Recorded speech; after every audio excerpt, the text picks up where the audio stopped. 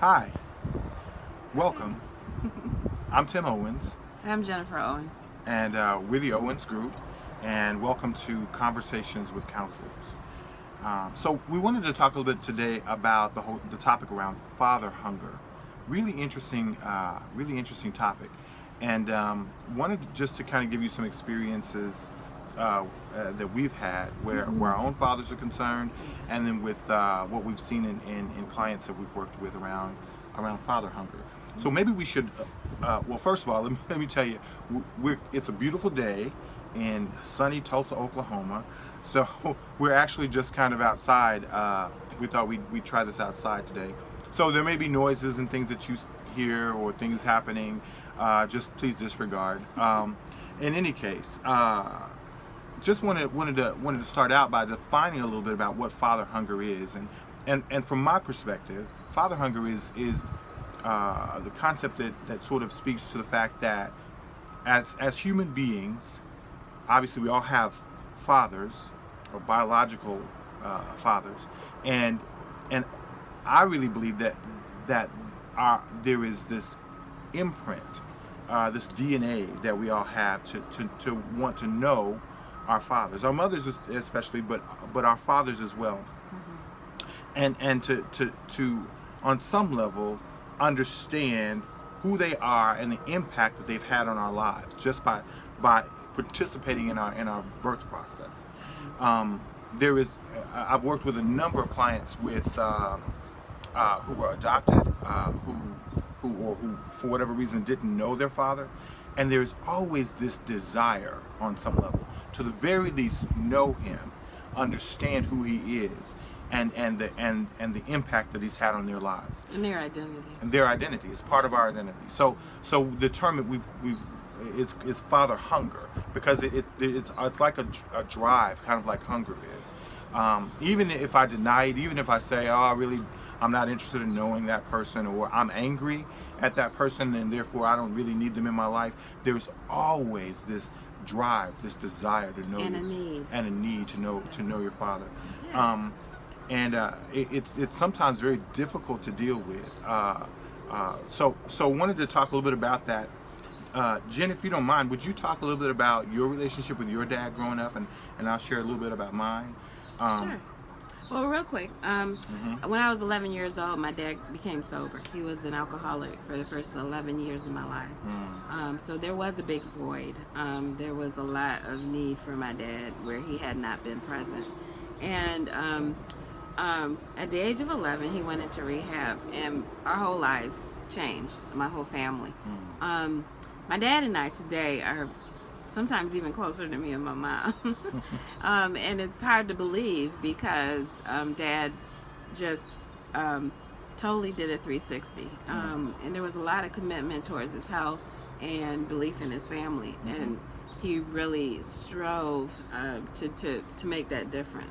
And so, before he got well, though, I went through some things in my teenage life that involved a lack of identity and not being very uncertain about men and trust, and making not so good decisions, about some of the men in my life. Sure. Sometimes looking for a father figure versus a male that was my counterpart and could respect and help me through things in life. Yeah. So yeah.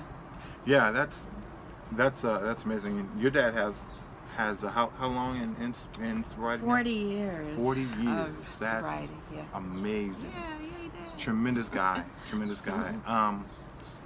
So my dad was an amazing father. As a matter of fact, he just passed away not too long ago, a few months ago, and still grieving about that on some level. But he grew up without a father in his life, without his father in his life. And as a matter of fact, I met his father when he met his father. And he was probably 40, in his 40s. But what's interesting about that is that I think because he had that experience of growing up without a father, he worked hard to be the father that he never had, to my brother and I. So Yeah. amazing guy, and worked really hard. He was not an alcoholic. He was a workaholic. And so, he worked really hard and instilled a really strong work ethic in my brother and I. And so, really, really, really grateful for that. I think one of the things growing up for me and becoming a young lady and a young woman was not always realizing the need that I have for the affirmation of the Father. My dad wasn't very verbal when it came to affirming and putting his arms around you in love. But there was one particular time in my life where I broke up with a boyfriend that I really, really liked. And wasn't you. And I boo-hooed. I was devastated. Yeah. And the first time ever in my life, I must have been 19-ish, my dad came over to me, put his arms around me, and told me it was going to be all right. Wow.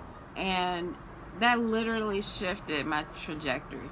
It just made sense to me that everything about that relationship, and so his involvement and his, he was just like, she's devastated, like, why? And he just began to talk to me, to make it sensible for me, tangible. And I think sometimes that's what fathers do. The mom does the nurturing and she loves you and does all those sweet things for you, but there's some very practical things sometimes. Even today, I'll turn to my dad for, and Tim will too, because he's kind of taking him on as his dad. But we go to him when we have those hard decisions. We want his opinion, and it's just a blessing for him to still be here, in his 80s. Absolutely. So from a male perspective, in terms of how I dealt with my father, one of the challenges I had was trying to figure out how to live up to that example. One of the things he used to say to me is that if the son doesn't turn out better than the father, then they've both failed. And so that put a lot of pressure on me to really work to be my best self. And you try hard. And I work hard at that. But sometimes it became unhealthy in that I tried to be what I thought he wanted me to be, per se, and to live up to a standard that really on some level was really pretty unrealistic. So what about the people who didn't have those fathers in their lives, and what do they do when they don't have those role models, even as an adult? Who are the people they should be seeking out, or the kind of affirmation, and where do they get that from? Wow, great question. I think that even if I don't have a father per se, okay, well let me start here. What's true is that over time we tend to have many fathers. Father is a job description. It's not just a role. I mean, it's not just a title. It's a job description. So there are many people who fulfill the job description of father in my life who are not biologically related to me necessarily. Does that make sense? So over time, I expect that I'll have many fathers, and I have had many fathers. Sometimes, and what's interesting is that as my father grew older and became more sickly, I actually ended up having to be more like the father in the relationship. So I got the opportunity to father my father. Really the issue is not so much about biology, it's more about role and job description of guidance, of instruction, of mentorship. Who do you look up to that really impresses upon your heart and has a lot of wisdom and knowledge? Sometimes that just secures you in that decision making, and making you strong again, encouraging you, empowering you. And empowering you. Those are the people. You can even create that inner circle. Our pastor's talking right now about an inner circle and having those people around you who help you to be strong.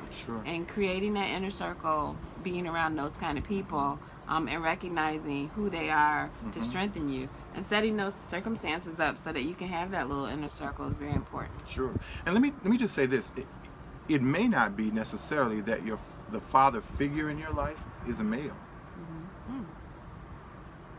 It's not necessarily gender specific. It's about the role that they play. Okay.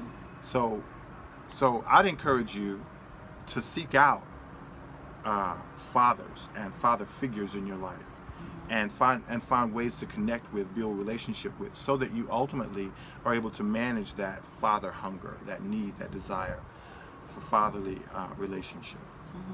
Okay. All right, Have a good thanks. day. Take care.